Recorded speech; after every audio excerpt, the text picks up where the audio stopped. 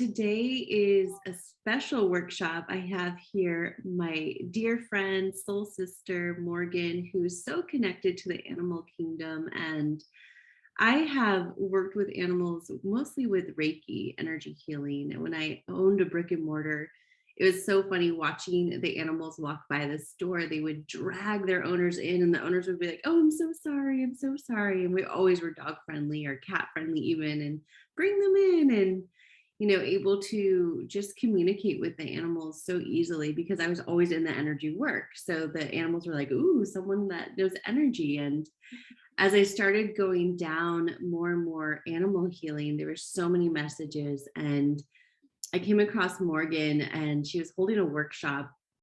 I think it was at my friend Julian's place, mostly angels. And I wasn't able to make it, but I was intrigued by it because I was like, oh, I really want to learn more of how to communicate with animals. So I thought today, why not bring Morgan on to give us a background of how she's developed these skills throughout the years and continues to work with animals to support them energetically, mentally, emotionally. So, Morgan, thank you for being here, and would love for you to just give a quick background on how you got involved with animals.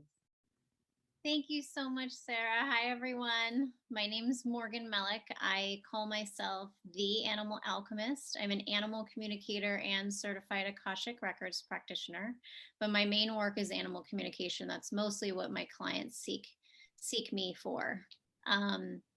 So basically, a little bit about me. I've always been very, what I want to call, intuitively connected with animals. So ever since I was a young girl, I would go outside and hummingbirds or ducks or squirrels, etc., would make themselves known to me. And I would hear what I like to call these little messages. I call these messages gifts. And I would just hear a little snippet of what they wanted to tell me. And I didn't really know what that meant for years. I believe that this ability has come from my mother's side, specifically from my grandfather, who was a dentist. And he used to have all these different, it was frequent when wild birds that were injured would come into his yard. He lived in Los Angeles, so this is a city. Wow. And injured birds would come into his yard and he would rescue them. He would put them in an aviary and put a splint on their wing or, fix their beak, whatever they needed to have done. And then my mom and her two sisters and my grandparents would release the birds when they were rehabilitated. And these wild animals just knew to come to him. And this happened for many, many years. So I feel that I'm very much in line with that connection.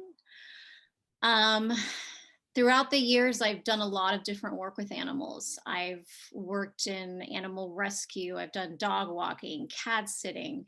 I worked with exotic wildlife, rescue animals, where I was an exotic wildlife instructor out of college, which was really a cool job. I worked in reality TV production for many years, often on animal-oriented TV shows. I've done publicity for animals, creative writing. Trapped in return for feral cats. I mean, name it. I've pretty much done it all because I love animals so much. I came across this woman named Carol Gurney. She's the head of what's called the Gurney Institute of Animal Communication. And she has a program called the Heart Talk program, which she basically teaches you how to communicate with animals. It's a very extensive program. You build different cases for the Institute. She grades you on them, and the program's about 2 years, I want to say. It depends on your timeline. But I took an introductory workshop there before the Heart Talk program, and I loved it. And I found that this is where my heart is. This is where my soul's work is. This is really what I've always been doing with animals. And I just needed confirmation of that. So I took her class in 2014. So ever since then, I've provided different consultations for my clients in regards to, I help them with physical and behavioral issues, life transitions, death and dying, past lives, and soul purposes when it comes to their animals. So I've been doing this work for quite a while. I call it my soul's work, and it's an amazing experience. And if you wanted me to get into what it is, I can do that as well. Yeah, I would love to hear about, what do people want mostly when they reach out to you for their animals, especially right now.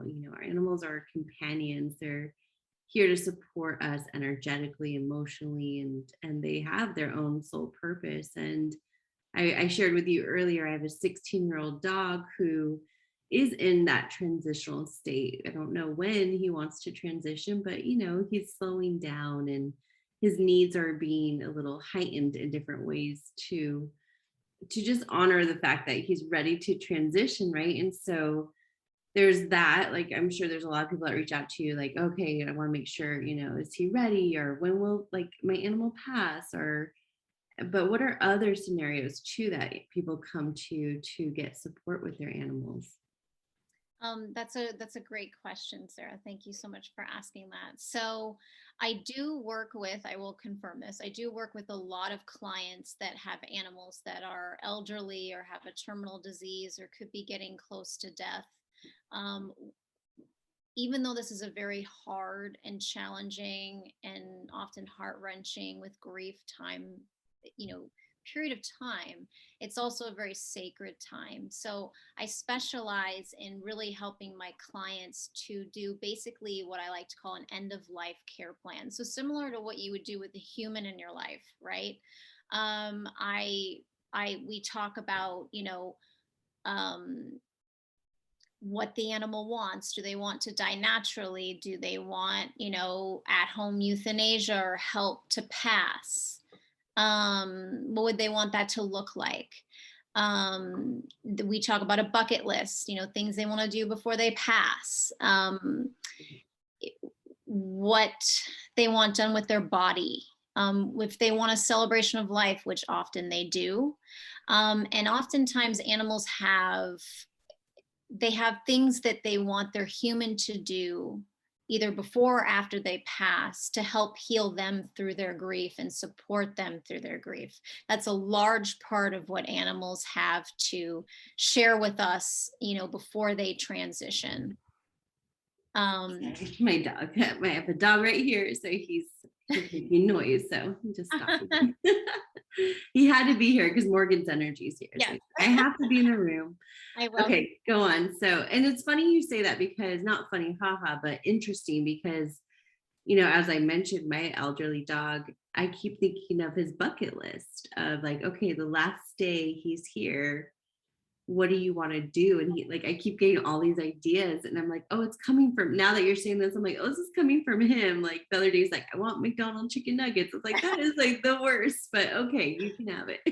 Exactly. Yeah. And the thing is, you're right. I mean, animals can sometimes they want the most random things or the simplest things. And oftentimes the main thing that they want before they transition is uninterrupted, personalized time with their human. So technology away, distractions away, really connected, physical, um, emotional, soulful, spiritual time with one another, because that time is really sacred, to take the pause to appreciate each other, to talk about memories that you've had with one another, to talk about how much you support them and love them and are taking care of them, and how much they reciprocate that, right? So I do consider it, like we talked about before, a sacred time. Although it is a time of grief, it's also very sacred to take animals through this end of life process. And my work works well to try to make the animal feel as comfortable as possible, along with a veterinarian's plan for the animal communication goes in line with that as a two-part process. So I always create action plans for animals, for humans to do with their animals at home, Yeah. that help them heal and help them in their physical body and help support them through this transition, with whatever they may need, such as the end of life care plan. And I like that point, because with my elderly dog, I at first was anti-veterinarian. Like I was like, nope, they're wolves, let them die natural, let it be, whatever it is. Like I want to honor it. I don't want to pump him up with meds or force his life to extend just because it's comfortable for me and that feels good for me. But then after working with my vet, she's so intuitive. She could read his energy. She knew what he needed to be the most comfortable. And it was some meds. And so I honored the fact that they have their physical body, they have their emotional body, and they have their spiritual body. And they all matter in how we care for them, especially when they become elders.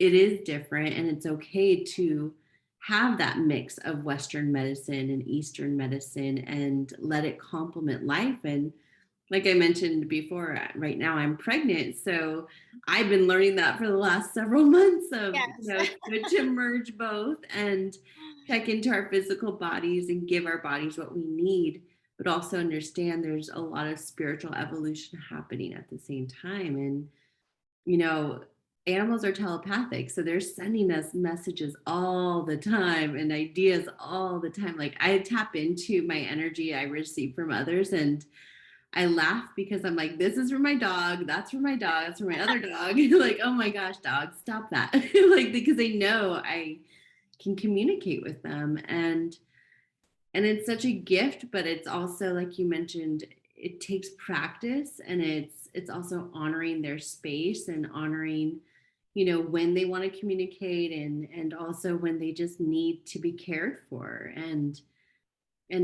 caring for them could be going to a vet and making sure they have everything they need physically to feel that comfort. Yes, yes. No, I appreciate you bringing that up, Sarah, because I think, my work isn't to replace anything that the veterinarian, recommends. Now, sometimes the body may need modification. Sometimes Yeah. the animal body has a hard time sometimes with very intense Western pain medication. Sometimes, not Yeah. always, Yeah. sometimes. Yeah. And sometimes that needs to be balanced a little bit, whether it's a lower dosage, whether it's adding Eastern medicine to kind of balance out the Western Mhm. medicine, maybe keeping them on the Western medicine, but adding acupuncture or, massage or Yeah. Reiki, like you do, animal Reiki. Yeah. So there's many different options, and all animals are different as far as what they need. I love the fact that you brought up telepathy because we haven't talked about that yet. So to really give a definition of what animal communication is animal communication facilitates a heart-to-heart connection between a human and an animal as a pathway of communication between souls. That's how I define it. It's a two-part process. So you use your intuition, which is what I like to call a gut feeling, an inner sense of knowing. That's kind of what I use to introduce myself to an animal, kind of get a little bit about, what an animal likes, dislikes, kind of a little bit what their personality's like. And then the second part of the process, which is what you talked about, which is called telepathy, which is the main part of animal communication that we utilize when we want to communicate with animals, which is telepathy is a direct line of communication between the animal and myself. And telepathy, as you may know, can come through as dialogue, thoughts, feelings, images, physical sensations, and even taste and smells can come through from an animal. So it's really cool. It's very all sensory, right? Yeah. So And they're funny. Like animals they're to me, when I receive, especially when the random dogs would come into the store, they'd be like, tell my owner this. Like one day it was like, I need rosemary water. And I was like, I don't know about rosemary and dogs or anything. Like, I just keep hearing rosemary water. And the dog at the time was this big like pit, and it had all these lesions, like all these like scratches and wounds almost. And I researched it on the spot because I was so curious. I'm like, I don't know why. Rosemary water. Where did this come from? And I looked it up, and it actually helps the skin rejuvenate and cleanse and heal. And so she started adding a little essential oil of rosemary just to the water, very diluted, and it healed. It really did help his skin heal. So sometimes they also know what they need. They'll tell us. Sometimes, like you mentioned, past lives of animals. Like sometimes they were healers in past lives. So like, I know what I need, but I can't tell you because I can't speak English, or whatever language you're speaking, but they are giving us messages. So if you're seeing, I would say, you kind of hear the same recommendation for your dog. It's probably your dog working through other people. Yes. Telling them what they need, because they know sometimes they don't, they're in a different reality. So it's just do your due diligence, do the research, make sure it's not toxic to the animals, and understanding exactly what they need. But they're so interesting, the messages that come through, and sometimes it's a little personal, right? Like they'll also tell messages for us, like, hey, I need you to not be stressed. Like sometimes people will bring me their animal for Reiki, and I'm like, well, as much as they, they enjoy the Reiki, they want to talk to you about some things. They don't like how you're eating. They don't like your music. They don't like, this, it's not like they don't like it, but it's not serving you. And they're seeing that, and they want to address it because they feel discomfort for you, and they want you to be happy, really. And so it's, they're very funny and cheeky in many ways too, because they'll find ways to deliver messages. So I feel like the more you open up and want to connect to your animal, especially when you just get them, like I have a rescue. Actually, both my dogs are technically rescues, but very different types of rescues. And when we first got our second dog, he's bigger, and he was, I don't know exactly, I have no idea what happened to him, but we found him and he found us, and he wouldn't communicate with me for a while, and he had to build confidence, but he also had to build a relationship with the idea that humans cared, because he made up a story that humans don't care and that he doesn't have a home. And so he kept worrying and not feeling comfort in our home, because he was worried, like, well, where's my home? And so after a while, I did Reiki on him for a while, and he started opening up and expressing himself in different ways. But it took time. And I think earlier we were talking before this, and we mentioned consistency. Like you got to be consistent and keep showing up. And every animal is different. Like I have 2 dogs, and I mentioned to you before this, but I'll tell everyone else, and 2 chickens, and they're all, even chickens, like they're so amazing, because their ancestors are dinosaurs. So they have a whole other way of communicating. They're very like non-emotional, but they're sassy, and like, they're just such, I don't know, they're very like, I always like to say they're like, kind of like a grandmother energy of just like, this is what's real, this is what's not. Yeah. So every animal is different, even if they are the same type of species. They're all very different. They have similar qualities, but building that relationship is in how you approach certain animals. Like certain animals are very talkative, and others are a little more like, wait, who are you? I need to work with your energy before I can open up and feel safe. Yes, I love that you brought all of that up, Sarah, because that's totally right on. And you are definitely connecting with animals in a communication sense for sure, because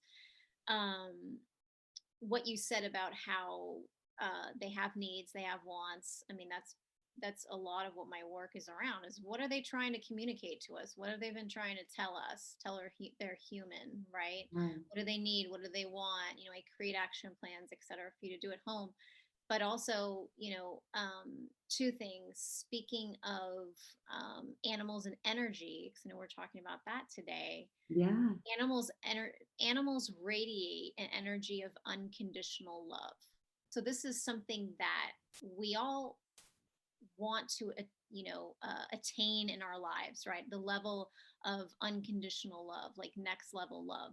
And the reason why we know that animals embody this is because excuse me, we feel completely loved and accepted by them, like almost on another level than with another human being oftentimes. No judgment on humans at all. I'm just saying that that's what they're here. That's their main thing that they're here to teach us as a collective, is to how to think, act, be unconditional love, like in a wholeness kind of manner. And they're here to help us master that. Yeah. And also another, to comment on another point that you made, is that they often mirror us. So it's very common for animals to do what is called mirroring, which can be positive and negative. So mirroring is two things. An animal could mirror you in a very positive way. Like, let's say you go out with your animal and you're taking a walk, and then someone else is watching the two of you from afar, and you're thinking to yourself, oh my God, this dad and their dog, not only do they look similar, but they're acting totally the same. Right. Their personalities are just mirroring, like right in line. And that's very common because animals are energy beings, like we talked about. And they want to interact with us positively and take on our positive traits and bounce that back and forth between themselves and their human, right? And then also mirroring works where sometimes we're going through something, a human could be going through something emotional in their life, let's say a divorce or some sort of loss, or maybe they're going through a life transition of some sort. Or maybe they're experiencing a physical issue, whether it's something serious or just something temporary. An animal can sense that, and they can, if we're not healing that actively, physically, emotionally, etc., if we're just, constantly in the state of our negative emotions or not healing ourselves physically, then through time, because our animals love us and they want to help us, they sometimes mirror us and take on some of that so that they lessen the weight that we have to carry. So they take on some of the emotions. Sometimes they take on the physical issues a little bit. Yes. And when that happens, they can sometimes act out.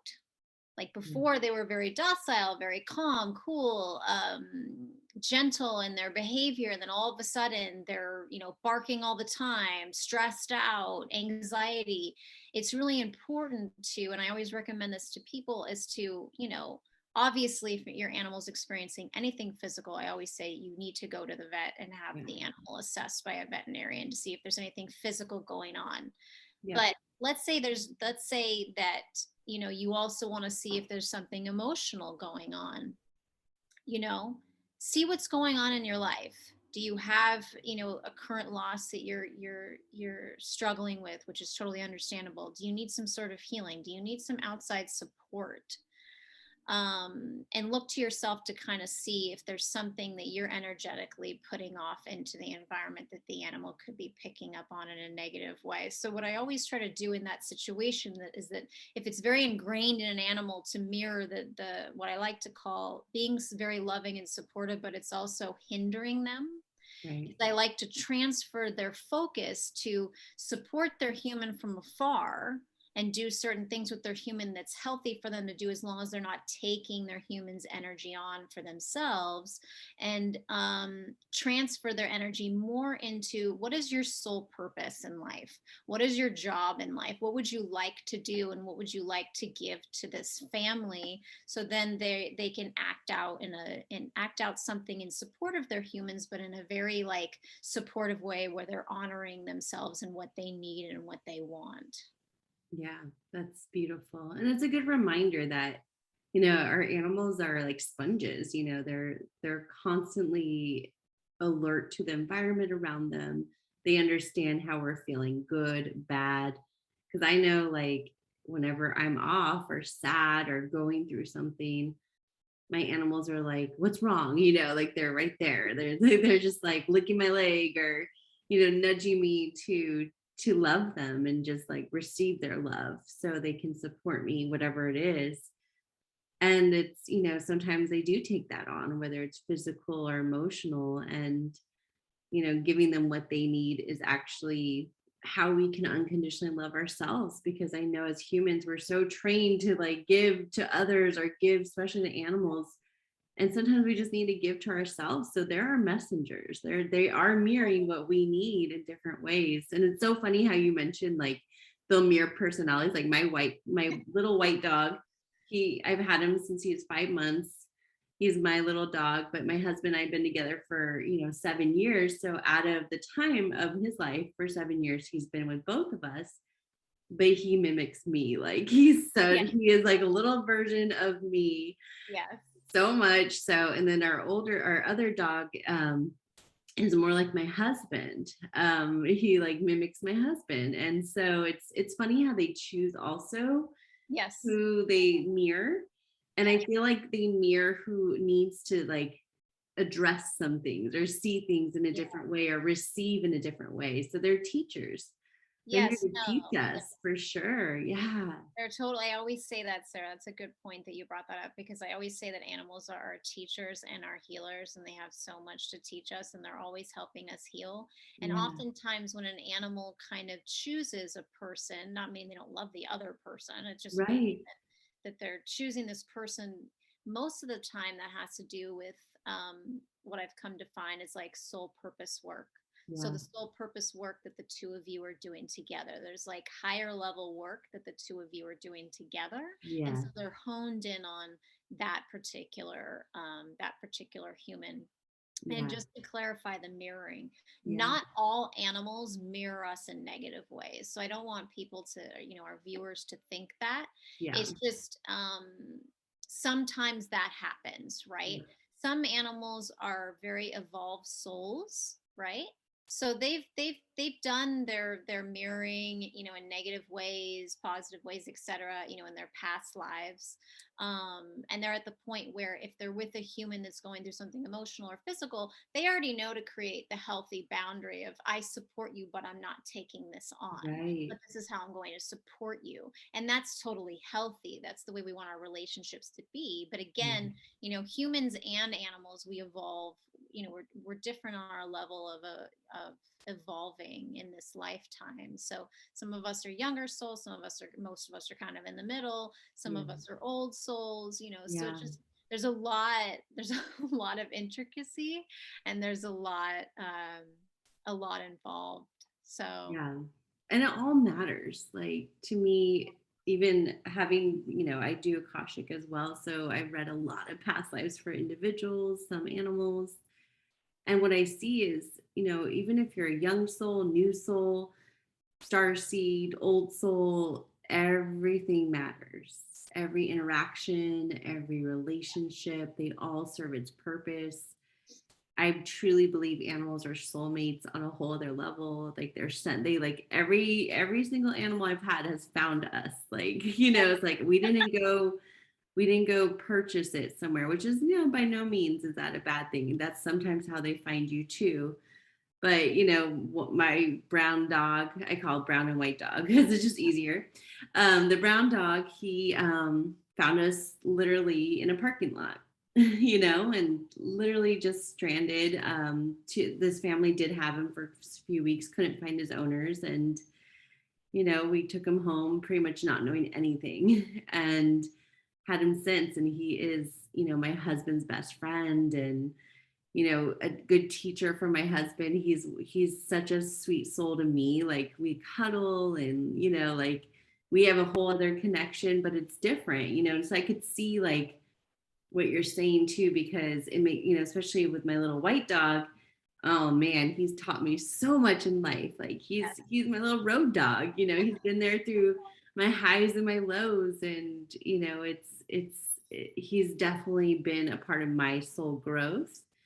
And I feel part of his soul growth in different ways too. I've seen him evolve. Like when he was a puppy, he used to just run right into the sliding glass door, like full force, high energy, just like couldn't have no sense of discipline.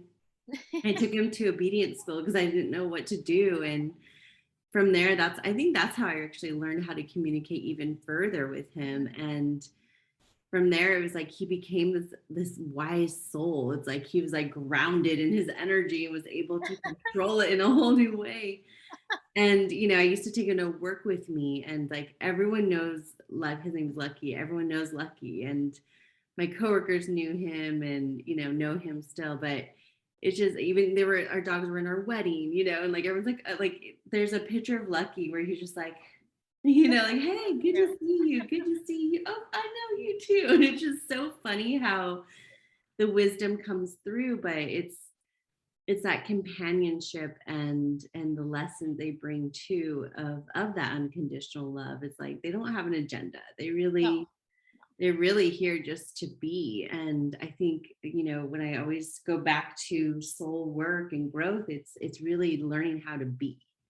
Like we're Yes. here to just be. We're not here to do. We're not here to force. We're not, yes, we have soul purposes, but we're really here to learn how to just be.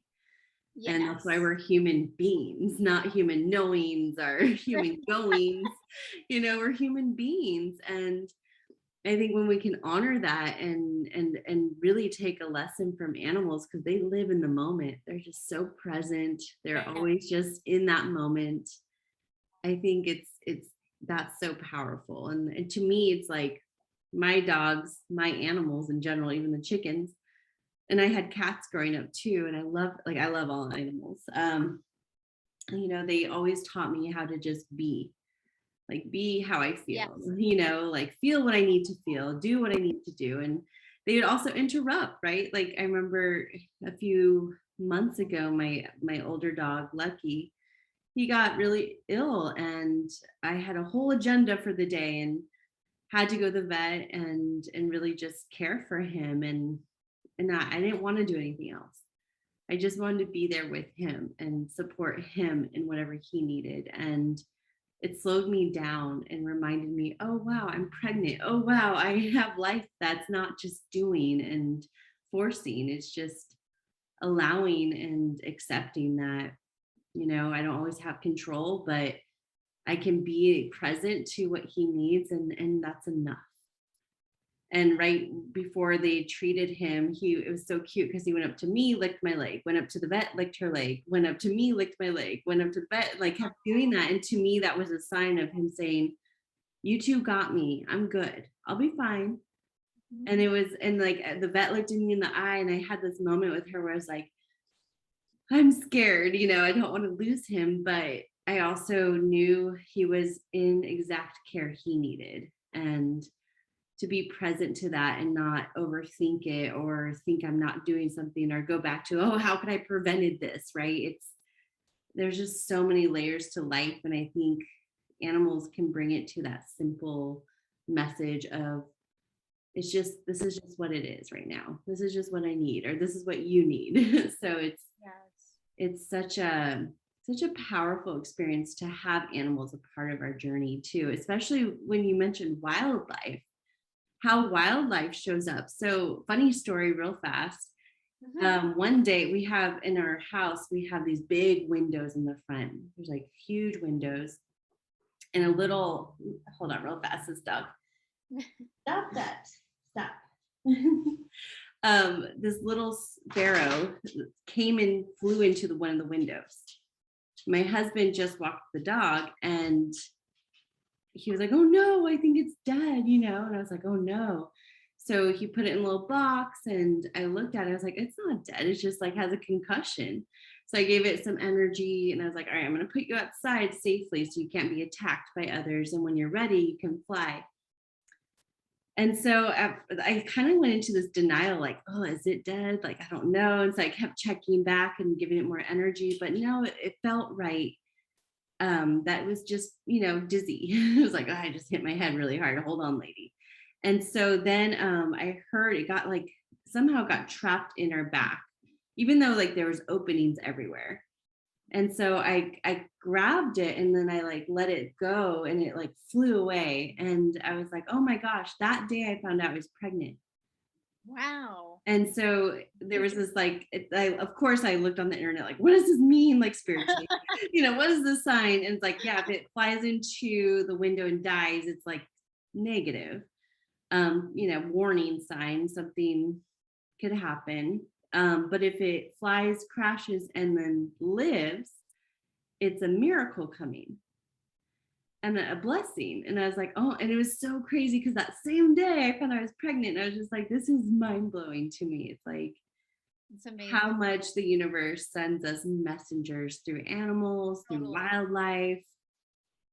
you're right. It's just, it's there for us to work with. And I too see hummingbirds all the time. Dragonflies are a really big thing for me too, especially like unique colors. Like I'll see red and turquoise and, all kinds of different colors that are just so beautiful. And we have a little pond in our backyard. So they come a lot.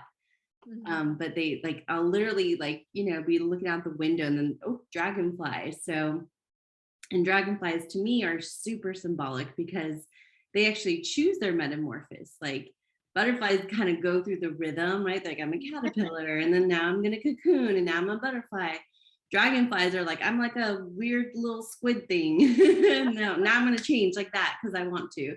And so to me, that's my, like, it's such a symbolic messenger for me, because to me, I think we all in this lifetime specifically, we do have that power of choice, of transition and transformation.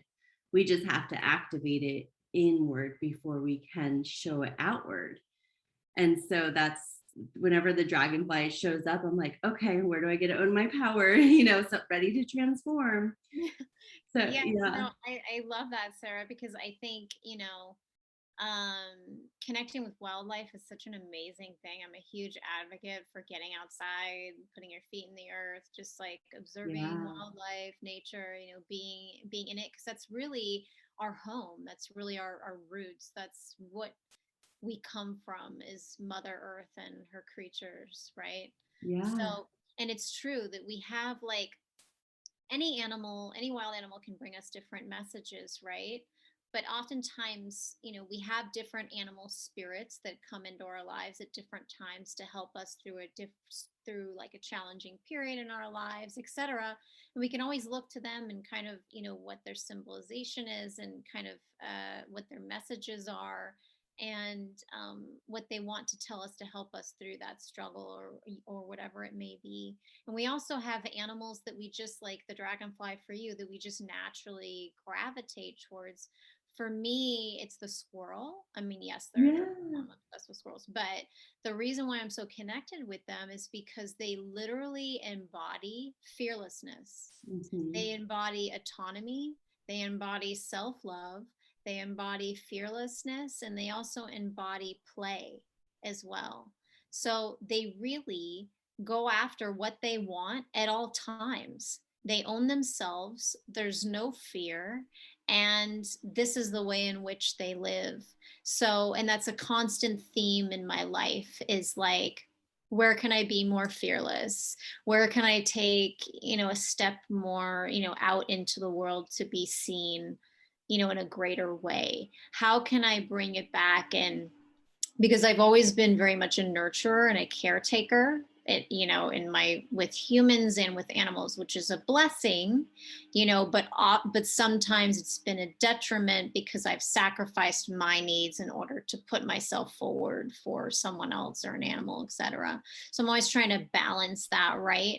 And the squirrel reminds me, like, it's okay, like you can love yourself, you can take the time for yourself to hone it in for a second and think about, how do I nurture me? How can I just have fun for myself today, or, whatever it is. So, we can always look to these animals, and they're always around to support us. So our animals at home are here to support us and teach us and help heal us. And so are, wild animals, as long as we are open to that, and the channel is open to receive. So I think that's beautiful that you shared that. That's amazing. That's what happened when you found out you were pregnant, because you're right. Like, the universe works very closely with animals because they're such universal love, high vibration beings, that it's easy for us to get messages from them, and for them to show themselves in support of us, or to show us something that may be coming, or etc., or to take note of in our lives, because they are like little messengers. A lot of the time. So we have to hold these special moments as special, right? You know, like how amazing it is that you saved this bird and how amazing this bird lived this experience. And then the same day you found out you were pregnant. I mean, these things stay with us Yeah. the rest of our lives because they're just magical on another level. And you're like, I know this means something. It's a Yeah. direct message, a direct experience that I felt mind, body, and soul. And, Mhm. you know, as long as we're more open to our own animals, wildlife, you know, nature, the universe, and we have that channel open, these experiences happen quite often. Yeah. You just have to, as a human, you just have to, if you want to, like, keep that channel of communication and connection open. Yeah. So I know today you put together a meditation for people to do Yes. and some high level exercises to, practice with. So I thought that would be a good segue into this next part for people if you have animals of your own or just want to go in nature and see what speaks to you. I would love for you to take people through that experience.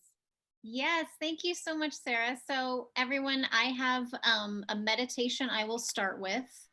And then we'll kind of take a brief pause, and then we'll get into an exercise that you can do with your animal at home. So, with the meditation and with the exercise, you can either do this with your live animal at home, or you can do it with like a clear photo of your animal's face. So I would try both methods to see which one works best for you, to see which way you feel connected the easiest. Um, so the first part of this is called the pink light meditation with animals. Um, so while doing this meditation with your live animal or a photo of them, I would sit on the ground. You can either sit on the floor, or you can sit in a chair, but just make sure your feet are, connected to the floor. Or you can sit, on the carpet, on the ground, etc. You can extend your hands outward towards your animal or towards a photo of your animal that you have of them.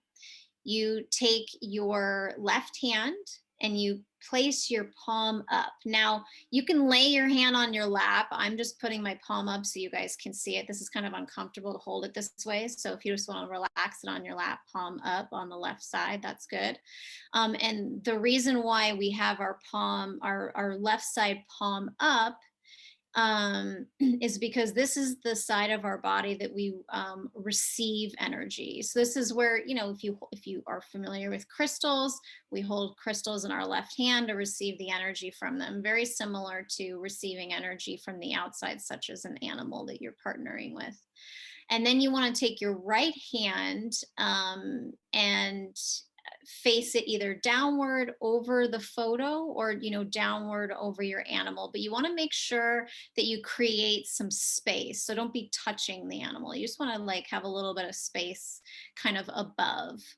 And the reason why we have our right hand down is because this sends energy out to the animal, so you're sending energy from yourself to the animal. Once you are comfortable in this position, we'll begin the meditation. So I'll just I'll just leave you a couple seconds to get comfortable. Okay, now you can close your eyes, take some deep breaths.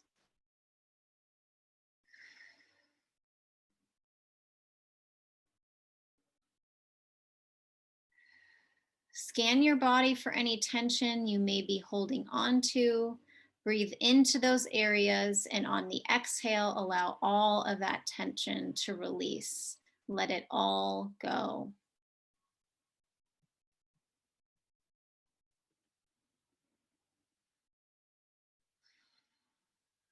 If you need to move your body around a little bit to release more tension physically, feel free to do so. Keep breathing, keep letting go.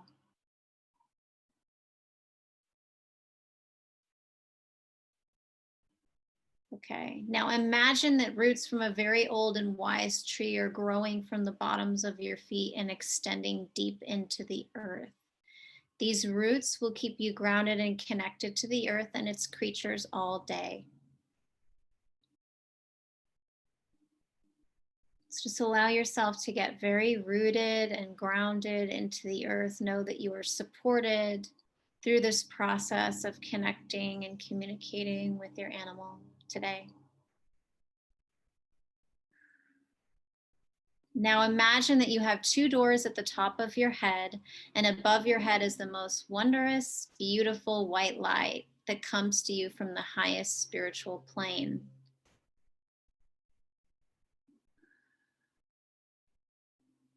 Gently allow these doors to open and let the light flow effortlessly into your head and throughout your entire body. Allowing every part of your mind, body, and soul to relax and to be filled with this white light. Keep breathing.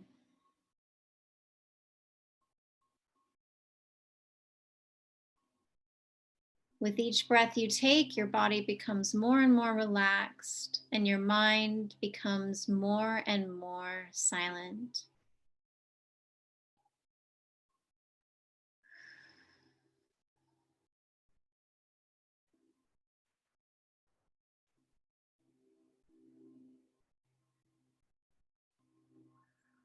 Now allow yourself to expand into this light. Allow it to become a part of you, feeling peace and support. Let everything go and be with this light.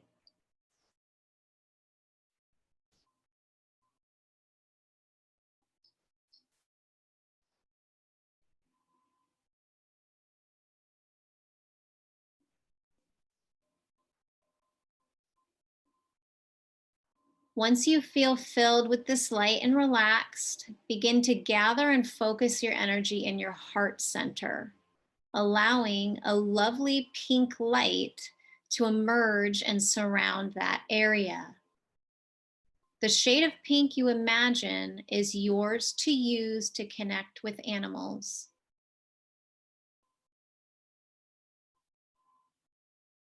Keep breathing. Let yourself feel nurtured and at peace with this pink light. Allow yourself to feel all the love and compassion that you have for yourself and to see how special you are. This pink light holds the energy of unconditional love.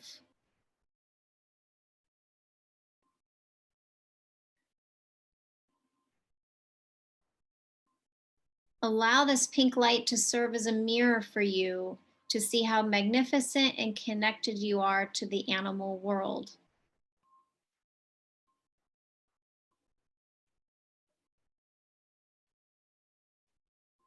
Really be with this pink light in your heart center.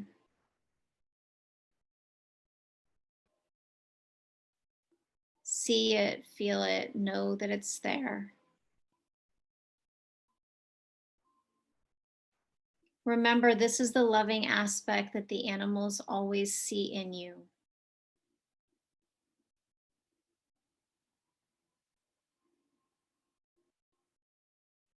Now, place your left hand on your heart and your right hand outward towards your animal. And get comfortable in this position.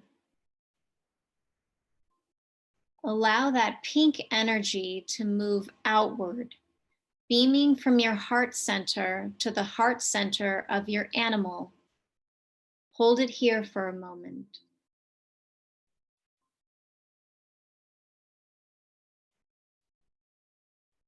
So just imagine again the pink light beaming from your heart center to the heart center of your animal. Now you are connected heart to heart. Remember that this is the place we listen to and communicate with animals. Take a few moments to feel the connection with your animal and the loving energy of the pink light you created together.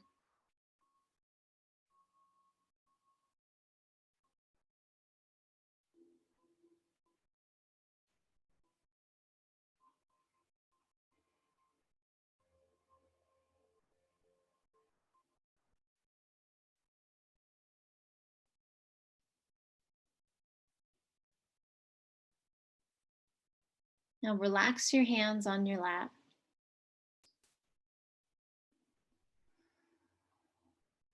Begin to take some deep breaths.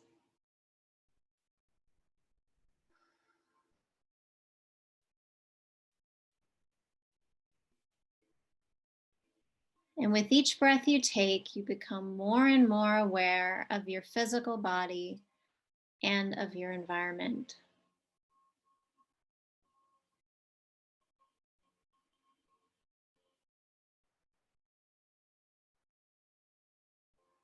Once you feel complete, you may open your eyes.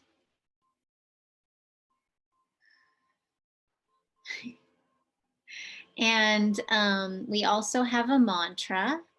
So we can put our hands together for this. May this pink light guide me and connect me to my beloved animal and all the animals I have yet to meet. Amen.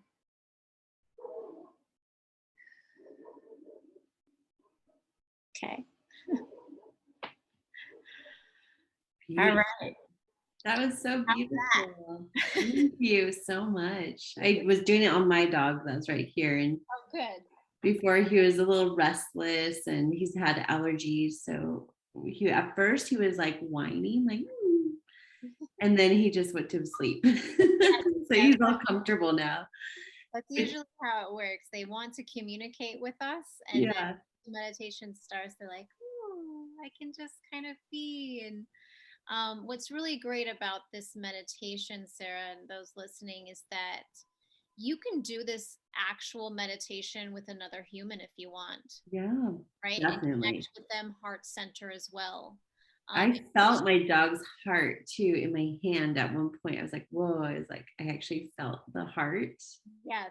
It was very, so I can only imagine if you do it with a human too, like, especially if you feel disconnected from your mom or sibling or partner or whomever, this would be good to do with them for sure. Yes, yes, you can definitely do it, with the human. Like, let's say you're sitting across from one another, you can send the pink light to each other for support and love, and to really get into a clear space to communicate what may or may not be going on, Yeah. But it's really great with animals, which is the main purpose, because when we can meditate and get centered enough to focus on the pink light, which is the light of unconditional love, whatever shade of pink that comes to you is your pink light. So don't judge it if it's not hot pink or light pink or carnation pink or pastel pink or whatever pink comes to you. This is the pink light that you'll be using to connect heart to heart with an animal. And that's where animal communication begins, right? Is it begins with the heart to heart connection between you and an animal. So the pink light is really great to use with repetition, because sometimes we lose our way when we communicate with an animal, because it takes a lot of energy from us, and it takes a lot of concentration, and it takes a lot of practice and repetition. So the pink light is really useful, because if we feel like we're going out of the communication, and let's say, which is common in the beginning, let's say you start to think about, oh, I'm communicating with Fluffy, my dog, and Fluffy's telling me that he loves his blue ball, and he's showing me this blue ball in his house with the hardwood floors, and it's painted white and all this stuff. And then all of a sudden you have, oh my God, I have to get eggs and, lettuce at Trader Joe's. And you're like, wait a second. Yeah. I'm obviously not communicating with an animal right now. That's okay. That's very common in the beginning of this work when you're practicing. That happens a lot. All you have to do is just recenter yourself, set the intention aloud, and say, okay, I got distracted for a moment. That's all good. Fluffy, I'm still here to communicate with you. Let's try this again. And then establish the pink light connection again. And then once you feel solid with that pink light heart to heart connection, then you can start the techniques of actual animal communication. Beautiful. I love it. So helpful, so powerful. And, I would say too, some animals do require that centering and some are, very available. So everyone's unique too. So, if you do have that connection, don't deny it. You have it. It's just, this is, I think, taking it to the stillness is where you can truly take it to that next level for sure. Yes, no, that's a good point that you bring that up, Sarah. So, really, this exercise is to help a human communicate with an animal because an animal is communicating with us all the time. They Right. don't necessarily need a meditation, they don't necessarily need preparation, but we often do. Now, if you're just connected like you are, Sarah, it may be that you may not need to do a meditation or maybe even the pink light to establish that connection. The reason why I'm sharing this for our viewers is because, they could be at the very beginning of this and they haven't tried it yet and they've never done energy work or any kind of animal communication yet. So really, as you evolve, now that I've been doing this work for so many years, I don't need a meditation to communicate with an animal. I don't need the pink light. Now, do I send pink light back and forth to my own animals? Of course I do, because it's actually healing. It represents Yeah. unconditional love. It really connects you heart to heart in a very deep way. But I don't need to do it in order to communicate. But when I started doing this work, this meditation was very helpful to me. And when I repeated it with myself to establish the connection, and also, meditation to kind of get it quiet. Let me not think about Yeah. all my daily stressors. Let me get grounded. So it's very Yeah. important when you start the work to try to get yourself in the place where you can make the connection. And that's what the purpose of the meditation and the pink light is. But even for me, like, yeah, I'm connected and I do a lot of energy work. So I feel like it's maybe easier for me to tap into. But even having this tool now, like seeing my dog shift from like lick, lick, lick to I can just relax, maybe it's another level of supporting him with his energy, right? And Yes. I like the pink light. I do a ton with chromotherapy, which is color energy healing. And pink is definitely unconditional love. It's connected to the heart chakra. It's also connected to receiving and giving Yes. and so much more there, but it's a very, very powerful tool. So I'm excited to even take my gifts to that next level too. Great. Well, thank you so much, Sarah. Yeah, no, that means a lot because the thing is that animals generally, because they're so energetic, they love meditations. They Yeah. love to join us when we're doing our spiritual work, whether that's meditation, animal reiki, animal communication, could be Akashic records, it could be, acupuncture. Maybe if they're into that, some animals don't like needles actually. So Right. I'll preface that. But Yeah. some animals love acupuncture. Um, you know, crystals, all these different mediums. Oftentimes animals will join us when we're doing these things because they feed off the energy and they're with us in the energy and they're supporting us and we're supporting them, and it makes them feel good. Yeah. So I yeah. always believe like no matter where you are in your development and skills, there's always more, and that's what I open myself up to, at least, is the possibility of I don't know everything. And the more I can learn and different tools and use them, it does open up other dimensions, other fields, other knowings. So it's so beautiful to learn new tools, especially someone like you've worked with animals. You're obviously very connected to animals. So you're such a gift. So just thank you for being you and stepping into your gifts and sharing them so unconditionally as well. And taking time here today to share with us all your knowledge. It's so valuable, so needed right now. So thank you so much. Yeah, no, thank you. And I wanted to, do we have time to do the exercise? Yeah, let's wrap it up with the exercise for people to use to build that muscle, because it's all about that consistency. So Yeah, let's have you share the exercise now. Yes, thank you, Sarah. So Sarah brought up a good point, which is really great. We've been very like you'll say one thing, and then I'll say, oh, this ties exactly into what I was going to talk about. So we flow very well together, which is great. So when you speak of muscle, just as a side thing, telepathy, which is what you use to communicate with an animal, direct line of communication between yourself and an animal, is like working a muscle. It's like learning a new language. So that's why there's a lot of repetition and a lot of practice, daily practice, if you really want to excel at this work. The next exercise I chose because it's a really great like animal communication newbie experience to kind of get a feel for what animal communication is and play with it just on a light end, just a little bit. And I want to tell you guys that this book, if you can see it, sorry, this is Carol Gurney's 7 Steps to Communicate with Animals. This is who I studied animal communication with.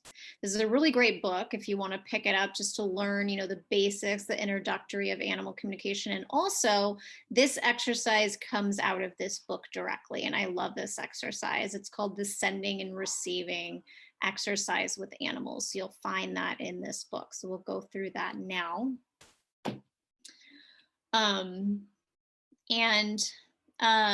Just to preface this, the reason why we're going to be working with the pink light again, right?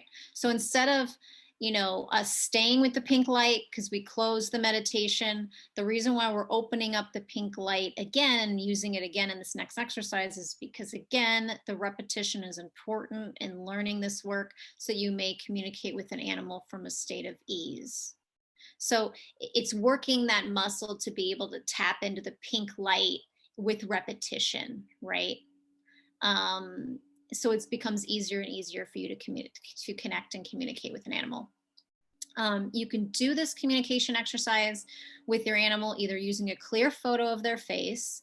Why do I say, let me clarify this because I didn't clarify this at the beginning. Why do I say clear photo of their face? Because when we're communicating with an animal, it's really important that we gather their full facial features. We can kind of see into their soul through their eyes when we're looking at a photo of their face. It just makes it easier for us to establish the connection that way.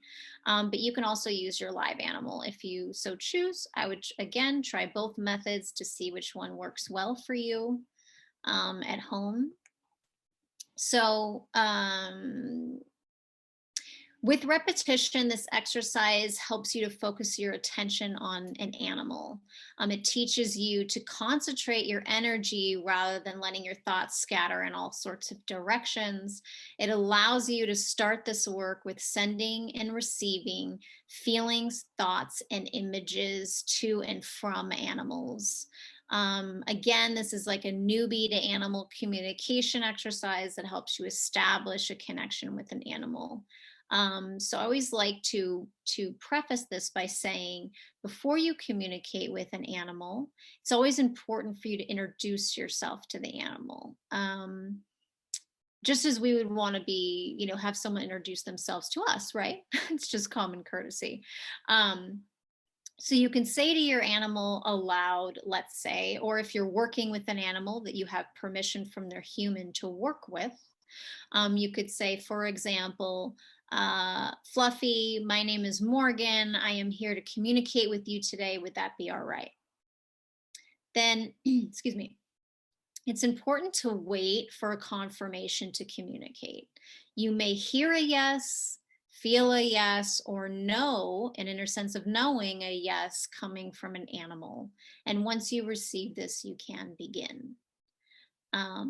So I'll just preface the exercise with that. So I would do that exercise at home. If it's your animal, they're going to want to communicate with you. But it's always important to let them know and ask them if it's okay to communicate right then, right? Because they may want to sleep, or they may, not be feeling well, or, whatever it is. So it's always good to check in with them and get the yes first. So let me just take a sip of water here. Hold on one second. Okay. All right. Thank you all. I needed that. Okay, so now we will start the exercise. We're going to close our eyes once again. Take some deep breaths.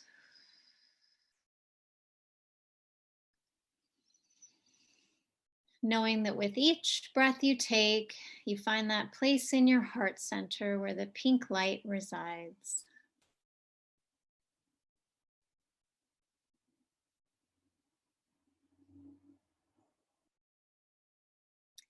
Imagine this loving pink light connecting you and your animal. Allow this light to fill up within your heart center and imagine it beaming outward to your animal's heart center.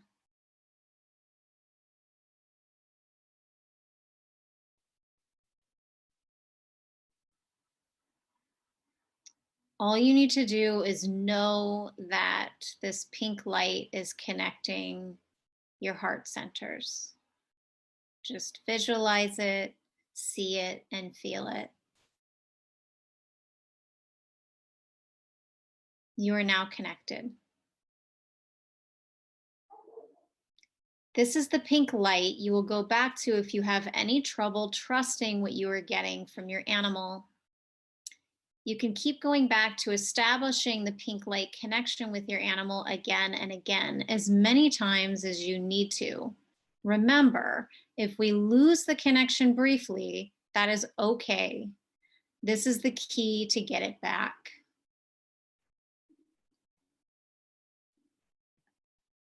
Keep your eyes closed and take a few deep breaths in and out.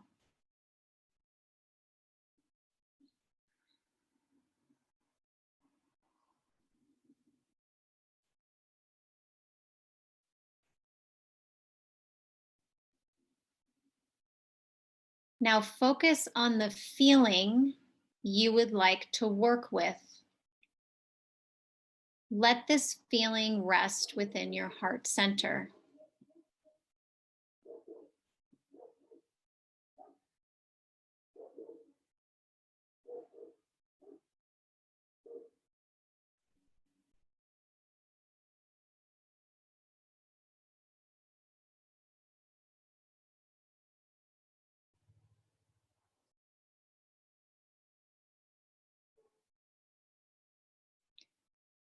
Allow that feeling to go to the animal in front of you. You wanting that feeling to be there is all that is necessary. Just visualize the animal receiving the feeling.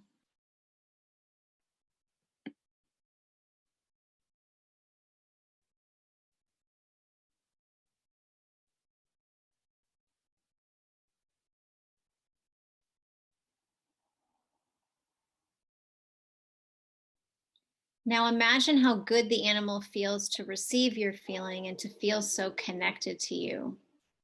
When you can sense their happiness, allow the feeling to return to you and let it rest in your heart center. Your intention of wanting it back is all that is necessary. No pulling or struggle is needed.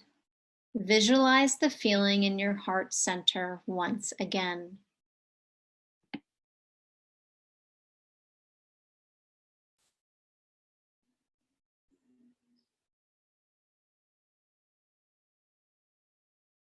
Take a few deep breaths.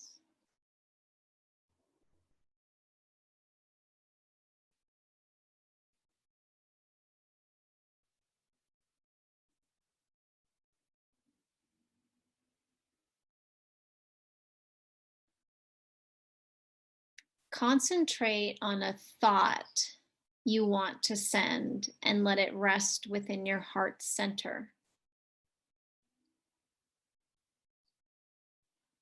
This can be a brief thought.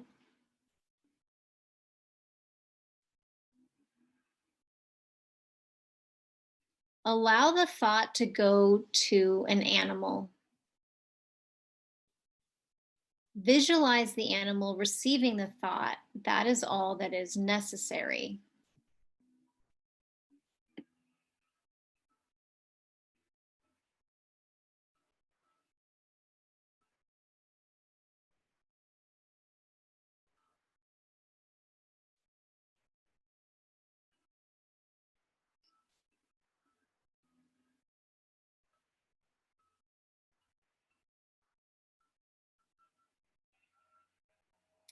Imagine how good the animal feels to receive your thought and feel so connected with you.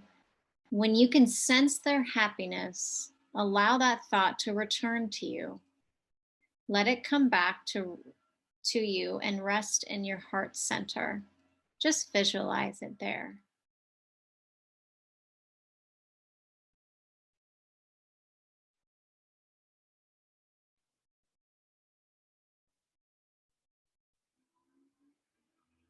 Take a few deep breaths.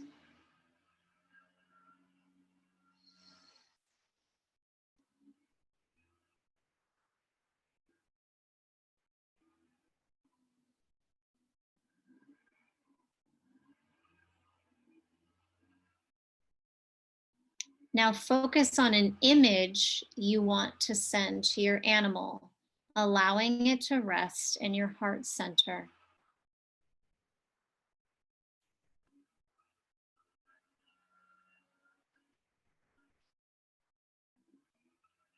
This image could be as simple as a symbol or a shape, or it could be as detailed as a memory that you have with your animal. Whatever you feel comfortable with.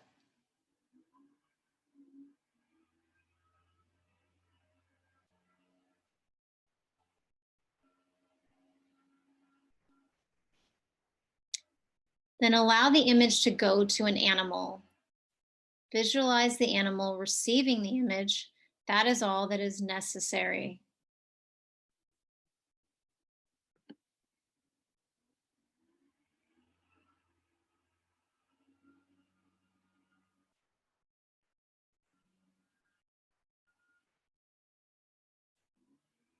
Now imagine how good the animal feels to receive your image and feels so connected to you.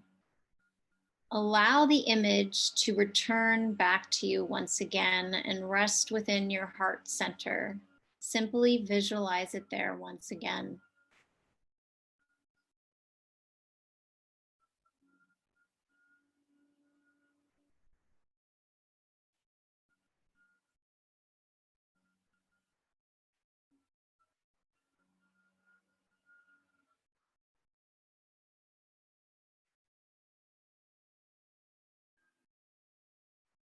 Know that you can go back to this exercise whenever you want to. Daily practice and repetition are essential to learning animal communication. So we can open our eyes. This closes the exercise. So beautiful. That was so powerful. I really enjoyed the practicing of giving and receiving. I feel like, you know, me included in this, as humans, we're so conditioned to give, give, give. So to Yes. practice that receiving, and also when we're giving, like just setting that intention, and that's enough. You know, it's like animals are very simple, you know, and the intention is that, like in Reiki, you learn where your intention goes, energy flows. Same thing Yes. with animals. So, so powerful. I believe doing that even every day for the next 21 days could be very powerful. If you know, if you're looking to connect to your animals more, what kept coming to mind was using that in an event of distress, if the animal's in distress, or you know, me having that my elder dog, you know, communicating with him as well, very simply. That's what I was working, because he's in a different room. Mm-hmm. I was sending both of them messages in different ways and seeing what was coming back. It was just so very, very powerful. Thank you for sharing that. I'll also put the link to the book below, so if people want to buy that book, there's a link where you can go purchase it as well. Okay, great. Well, thank you so much, Sarah. And I'm so glad you enjoyed the exercise. Yeah. And, you know, if you guys watching, if what you're getting when an animal sends information back to you is confirmation, sometimes an animal will send you um, the image back or the feeling back or the thought back, right? Mm-hmm. Sometimes they'll send that with confirmation of, I received this image. here it is back to you. So oftentimes, when we receive this information back from animals, we also get a confirmation from them that they received it, Yeah. which I think is very important. So I just wanted to bring that forward and, just so people know if they're practicing this, that's likely to happen. But thank you so much, Sara, for having me on. I so appreciate this. This has been wonderful. And Sara does animal Reiki, which is amazing. And I appreciate you joining, or participating and learning about animal communication with me. It's been such a pleasure being on with you. And should I mention where people can find me? Yeah, I'm going to put Morgan's information below on the video too, but definitely reach out to her if you have animals. She will always add more value to your connection and tools and awareness to work with. So as much as I do animal Reiki, it's definitely not my area of focus long term. It's just something that came my way naturally. And however, Morgan is dedicated her life to this work. So definitely, if you're looking for an animal communicator or anyone to support you with your animals, reach out to Morgan. She just has so much knowledge, so much experience. So I'm so grateful for you. And again, just thank you for sharing your gifts, sharing your tools. And there's more. There's so much more. So this is just like the starting point. So just know that, like, even if you're wanting to get into animal communication, Morgan is also a great mentor and someone that can help you develop your skills. So there's different ways to work with her. And anything else you want to add? Yes, no, I would love to help anyone who, has anything going on with their animals at home. I'm always here to support you with this work. And yes, this meditation, this exercise will kind of help you get your feet wet with animal communication, just to kind of see what it's about. If you're interested in exploring it further, etc., you guys can always reach out to me for any questions, or if you want to book a consultation, anything like that. My website is morganmellick.com. And you can find me also on Instagram and Facebook at The Animal Alchemist. And we'll post the links below too, so it's easy for you to access, follow her, and you'll get so much value from it. And her posts are inspirational and beautiful as well. So Morgan, thank you for being here on Earth in this crazy time and being a channel of love and light and beacon for our loved ones and ourselves and our animals. And thank you for your time today. And everyone watching, thank you. I know this is a little bit longer, but I'm sure you got a ton of value, and I know I did. And I'm excited to hear, comment below your experience working with animals, your experience with the meditation, the exercise. We'd love to hear as well. So thank you for watching. And Morgan, thank you again. Thank you so much, Sara. Thank you all for watching. It's been such a pleasure. Thank you. Thank you. Have fun with your animals at home. Yes. And also, if you have questions and you want us to do a part 2, just comment below, and I'm sure Morgan and I can find time to do a part 2 if needed too. So don't be shy. I would love that if you guys desire that. I would be totally up for that. Like we mentioned, there's so much more here. So this is the surface. So I think that it's a good starting point, but definitely let us know, reach out. You can always email as well. So thank you all. We'll see you next time.